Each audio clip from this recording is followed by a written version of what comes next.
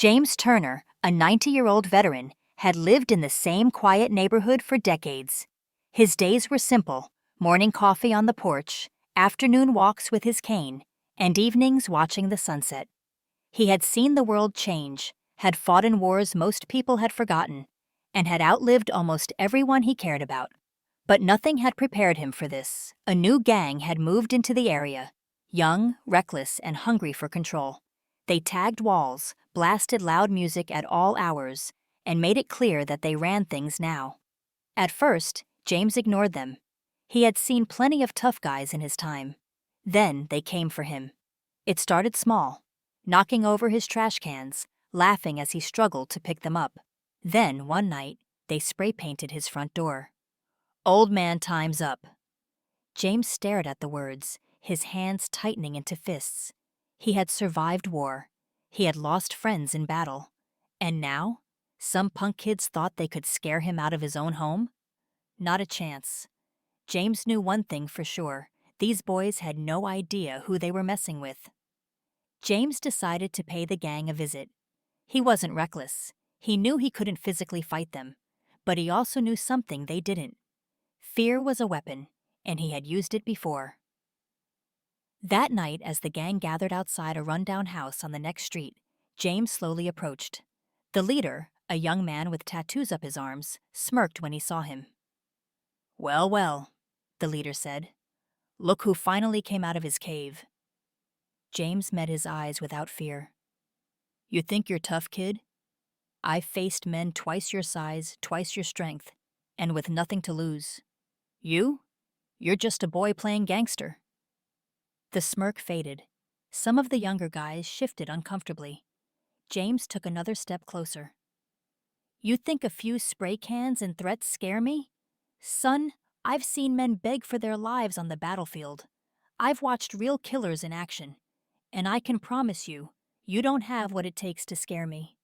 For a long moment, no one spoke. The gang leader clenched his jaw, trying to act unfazed. But James saw it, the hesitation, the crack in his confidence. James leaned in.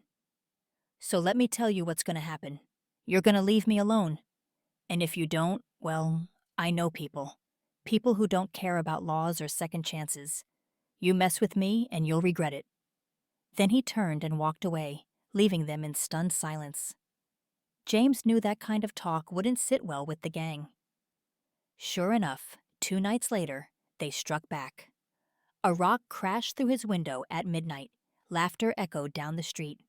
James sat in his chair, staring at the shattered glass, breathing slow and steady. They wanted him scared. They wanted him to leave. Instead, James picked up the rock.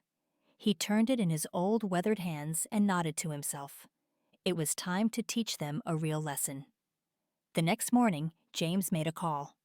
By sundown, an old black car pulled up in front of his house. Out stepped a man built like a tank, covered in scars, with eyes that had seen too much. His name was Vincent, an old friend from a different life. James greeted him with a firm handshake. "Think you can help me send a message?" Vincent grinned. "For you, old man, always." That night, James and Vincent sat on the porch waiting. Sure enough, the gang returned, confident, cocky. They didn't notice the black car. As they approached, Vincent stood up. The way he moved, the quiet power, the controlled aggression, made the gang members hesitate. "You boys lost?" Vincent asked, his voice low, dangerous. The leader sneered. "Who's this? Your grandpa's bodyguard?" Vincent chuckled. "Something like that." Then, faster than anyone expected, he grabbed the leader's wrist, twisting it just enough to send a sharp wave of pain. "Listen close, kid. You and your boys, you're done here." The leader yanked his arm free, stepping back. "You think one guy scares us?" Vincent smirked. "I don't think. I know.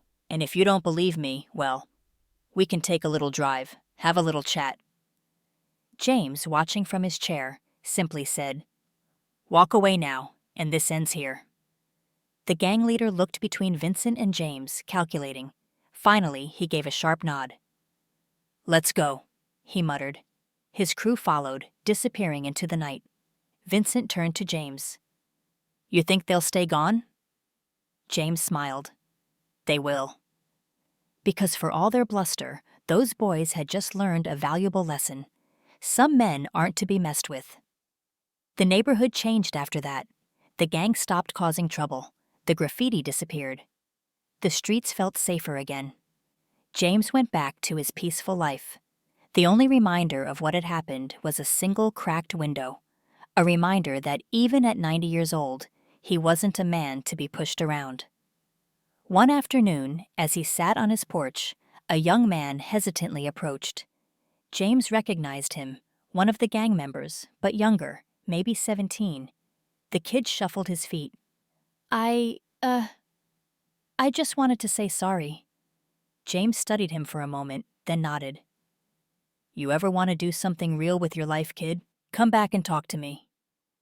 The boy nodded quickly, then hurried away. James leaned back in his chair, feeling something he hadn't in a long time. Peace. Because the fight wasn't just about defending himself. It was about reminding the world that some men, no matter their age, still had strength left in them. And James Turner? He was one of them.